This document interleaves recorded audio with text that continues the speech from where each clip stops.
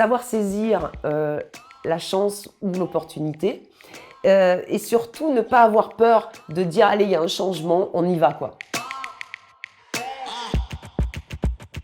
Je m'appelle Patricia Perracini, j'ai 56 ans, je suis originaire de Périgueux. J'ai eu une vie mouvementée, géniale, merveilleuse, avec plein de choses différentes, à des âges différents.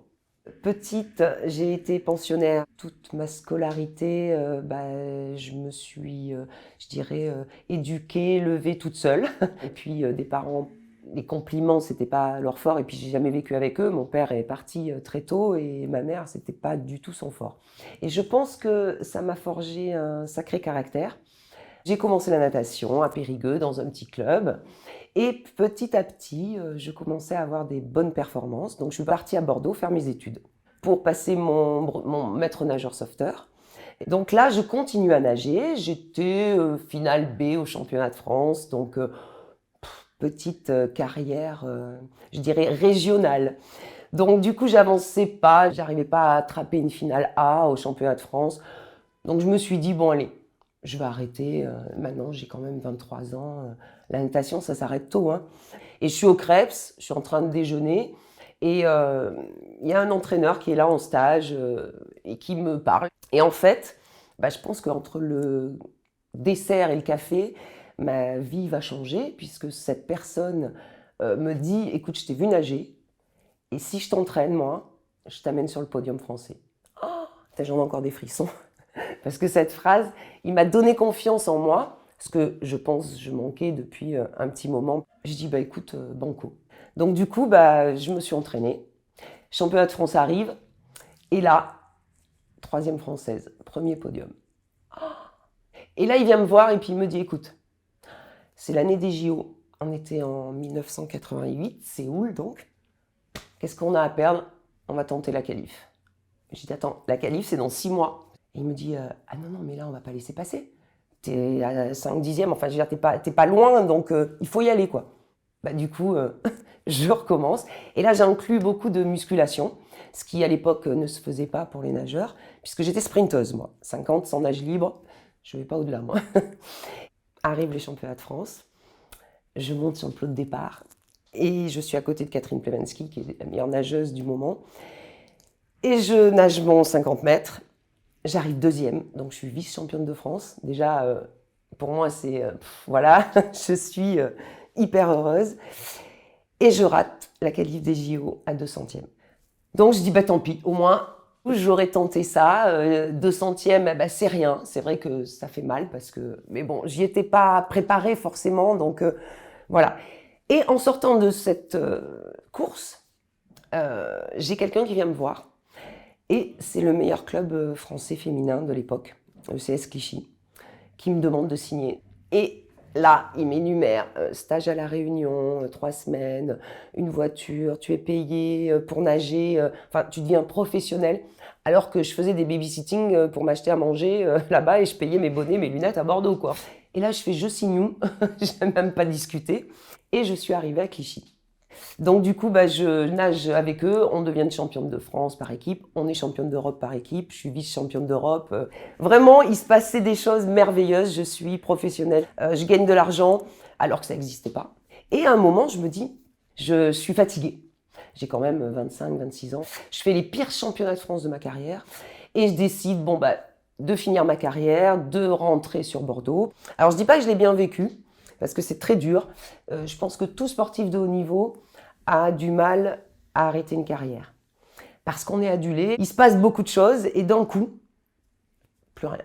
Mais plus rien. C'est-à-dire que tu rentres chez toi, tu te dis, ok, qu'est-ce que je fais? Donc, je dis, j'ai mon diplôme de maître nageur sauveteur.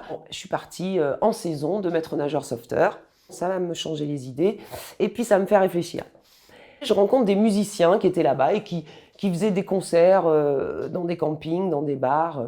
Et on discute. Ils me disent si tu veux, aide-nous à trouver des dates et tout. Alors je m'y mets, je commence à leur trouver des dates. Puis ça m'intéresse. Et je monte à Paris et je fais une semaine de stage dans l'édition, une semaine de stage dans la production. J'apprends et je suis contente d'apprendre.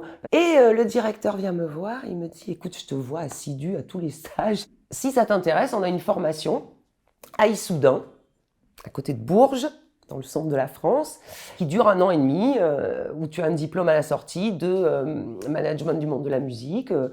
Ah, je dis, bah écoute, je vais tenter.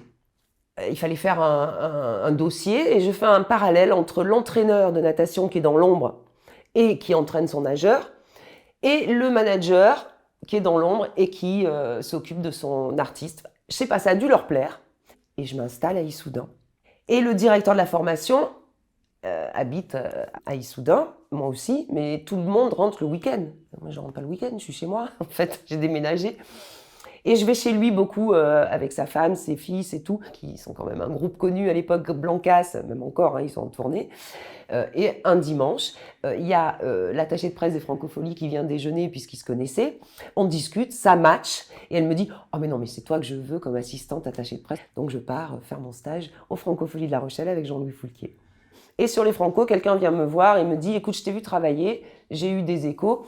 Je monte un festival à La Réunion. Qui s'appelle Cabaret Réunion de World Music.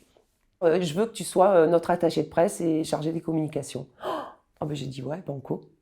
Donc je pars à La Réunion avec Césaria Evora, Ismaëlo, il y avait Yuri Bonaventura et il y avait aussi Arnaud, le chanteur belge. Et je rencontre Yuri Bonaventura. Il me dit mais je suis tout seul là, ça avance pas. Je lui dis écoute, tu sais quoi, je sors de mon école de management du monde de la musique, si tu veux, je te manage. Et donc nous faisons 3 tournées mondiales, 2 doubles disques d'or. Bon, à l'époque, c'était 150 000 albums vendus. C'est plus comme maintenant. Donc, c'était énorme. Donc, je dors pas beaucoup, en fait. C'est quand même épuisant. Donc là, j'ai quand même 32 ans, 33 ans à peu près. C'est pas compatible avec une vie de famille ou une vie, même une vie normale, quoi. Donc, je dis à Yuri, écoute, je pars en vacances. J'ai une amie qui est à Saint-Martin. Oh, je dis, bah écoute, je viens. Là, je rencontre un homme. Donc, je me dis, tiens, parce que bon, j'avais laissé un peu l'amour de côté, hein, on tombe amoureux. Et là, la plus belle aventure de ma vie va arriver. C'est la naissance de mon fils, Ilan. J'ai ouvert mon petit magasin de décoration d'intérieur à Saint-Martin, qui marchait super bien.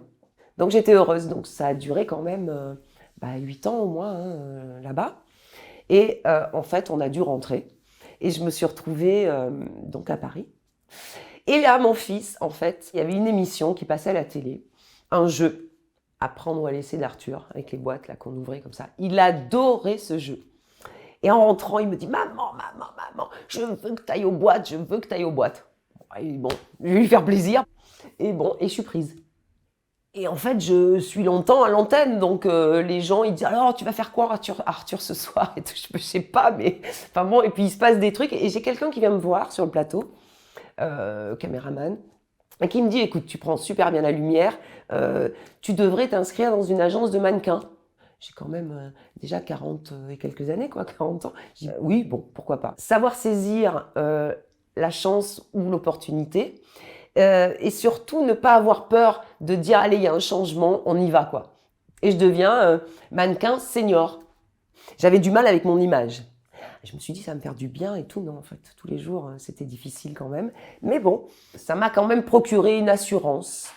Après je prends des cours de théâtre et j'avais quand même une petite musique dans la tête. À l'école, c'était moi qui ai le pitre. Je me faisais coller tous les mercredis, mais il fallait que je fasse rire les gens. J'avais déjà écrit un sketch, plus ou moins, parce que je me disais, tiens, pourquoi pas aller un one-woman show, monter sur scène. Mais bon, j'avais peur quand même, parce que moi, 45 ans, quoi.